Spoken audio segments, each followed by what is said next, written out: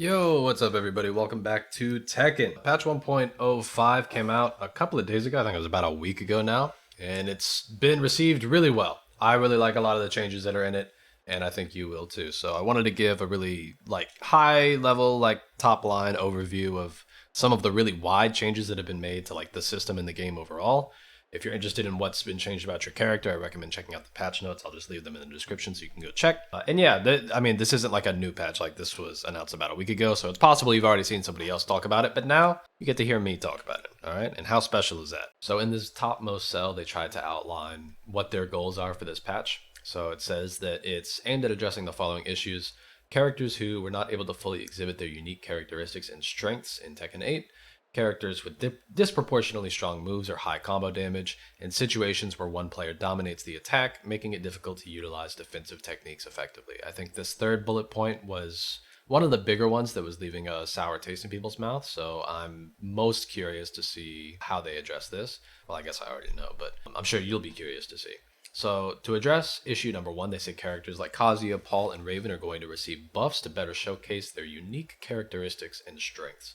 Additionally, some characters whose move performance was previously reduced in past updates will also be adjusted to broaden the scope of gameplay. So what I assume they mean by the second portion of this note here is characters who might have been nerfed in previous updates to the game might have been nerfed without these broader system changes in mind. So now that they're coming back through and doing this broad sweep of system mechanics as a whole, they might want to retune up some of those characters who maybe were leaning on those a little bit harder. That's kind of like what I imagine. To address issue 2, in addition to adjustments to character moves, there will also be a recalibrating of damage scaling involving heat dash, throws, and stage gimmicks. This will help prevent situations where combo damage becomes excessively high. I believe in the instance of throws here, they're primarily talking about throws that are combo starters.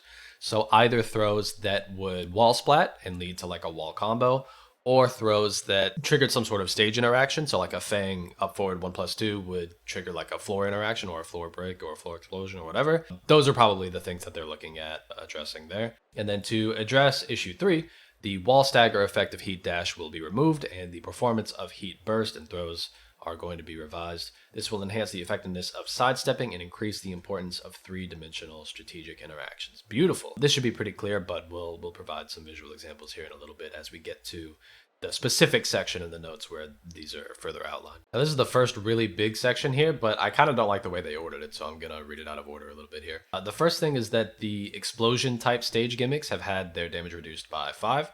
So anytime you would send somebody into a wall and it exploded, or the floor and it exploded, that is now going to do just 5 less damage, just straight up. Anything that is a break, like a wall break, a balcony break, any of that type of stuff, floor break, all of that is also being reduced by 5. But another really big thing is that these same breaks are also going to prorate or scale the damage of the rest of the combo after the fact, right? So you would send somebody through a wall, and then your combo would still have 90% of the damage that it would normally do prior to this patch. Now it's only going to be doing 70% of whatever that damage would normally be.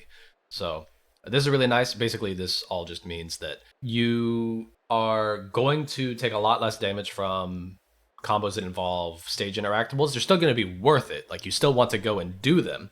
But, if you happen to have a character, you happen to have a route where you're triggering a wall explosion and then you're triggering a floor explosion, you're able to get multiple in, or you're going through multiple walls and stuff, because it mentions here that if you go through multiple walls, it scales it even further. Now, you're not going to literally explode and take 70%, 80% of your life just for losing that one interaction, right? So this just makes the game a little bit less volatile and means that we're going to get the full 3-4 interactions per round that we really want to see. So that's really good. I just realized the notes were a little bit clipped. I unfortunately don't feel like re-recording it, but it should be fixed for the rest of the video. This note here says that the amount of recoverable gauge restored when hitting with a rage art has been standardized to a uniform amount across all characters, and it will now recover 1 on the first hit and 13 after the final hit of the hit animation.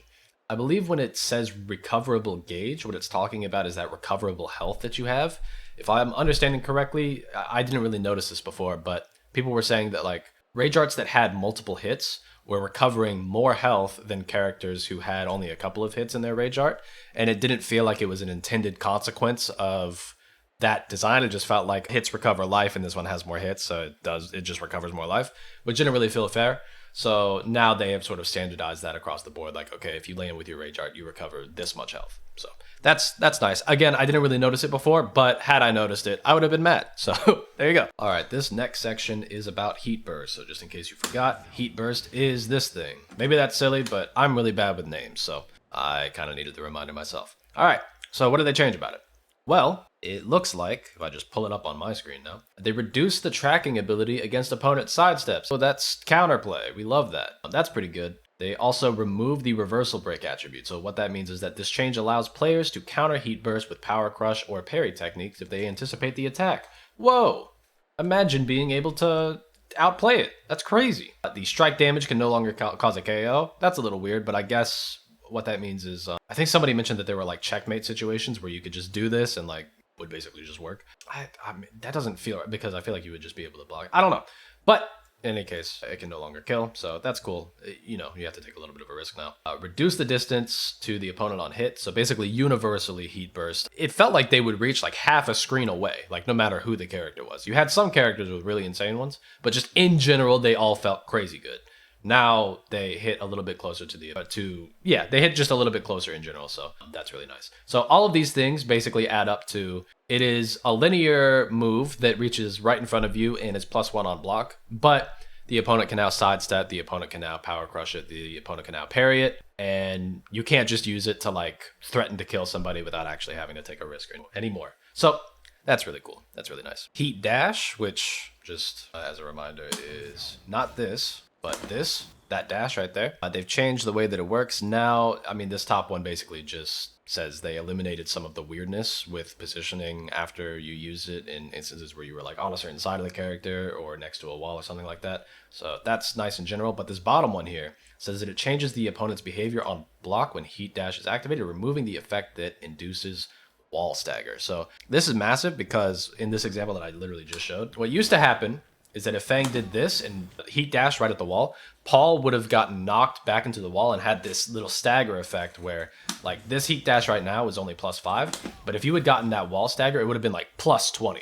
So, you know, the world is your oyster at that point. At that point, you can get this out for free and then you're +6, and then you could do this for free and then you're 0 and then you can do this, or you could, well, I guess you can't do that because you already had heat, but you get the idea, right? Like they mentioned that it was a significant factor in unilateral attacks, and yeah, I agree. It's basically, you know, it was a situation where you would do like a plus move into a safe move into your heat engage because it used to like track and be +1 on block and, you know, be able to kill people potentially.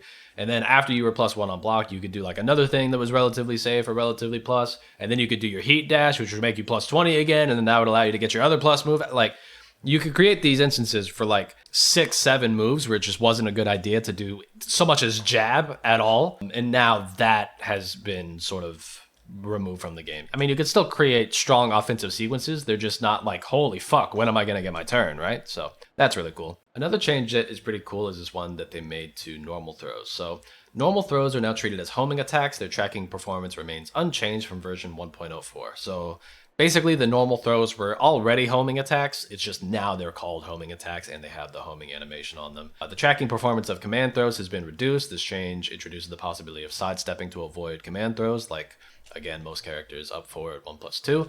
And this basically just means that there's now like a mechanical distinction between normal throws and command throws that make it so that maybe you want to use one or the other. What kind of used to happen before is that a lot of the time people would just run up and they would do their 1+2 throw because it was very often that somebody could like accidentally tech by like mashing jab or mashing 2 or, you know, just because they're doing offensive pressure, they're trying to defend yourself or get them off you or whatever, right? They could just inadvertently tech a throw, whereas the 1+2 kind of required them to very intentionally press those 2 buttons at the same time.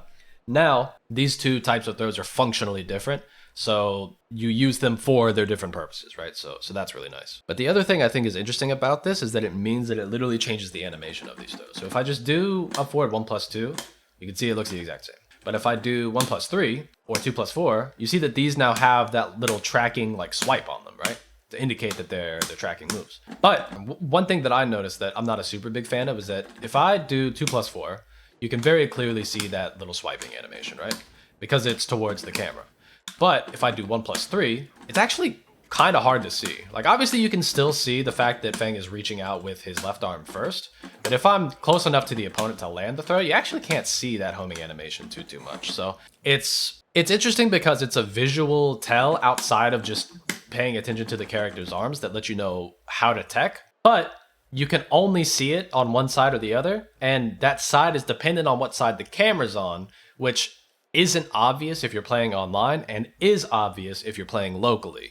So it introduces a weird dynamic that I personally don't like, and I think it would be a nice change if in a future patch, like, you were able to more clearly see the outline of this animation no matter what side of the character it was on. I think that would be really nice, but maybe that's just me. You let me know what you think. Damage scaling of 80% has been added to throws that can follow up from stage gimmicks or wall splat. King players BTFO'd. And this last change basically just says that some moves that weren't supposed to be parryable because they were airborne were reversible anyway for whatever reason, and they've just fixed that interaction. Now these moves won't be able to be reversed by particular moves anymore. So that is really nice. And I'm not sure if I mentioned this earlier, but they did say that this is basically their last pass at like big sweeping balance changes for the rest of season 1. So that means that if you were to return now and relearn how your character is post nerfs or post buffs or whatever, and get reacclimated to the way that the system is now, you're basically good to go. Like, your character isn't going to receive any more massive nerfs or massive buffs for the rest of the year, at least, and probably into the next year a little bit. So I think right now is the perfect time to return to the game. I'm on and I'm playing a little bit. Be nice to run into some of y'all. And yeah, I just think it's a really, really great change and a really good direction for this game. So I hope you're as excited as everybody else is. And yeah, I'll catch you in the next one. All right. Peace.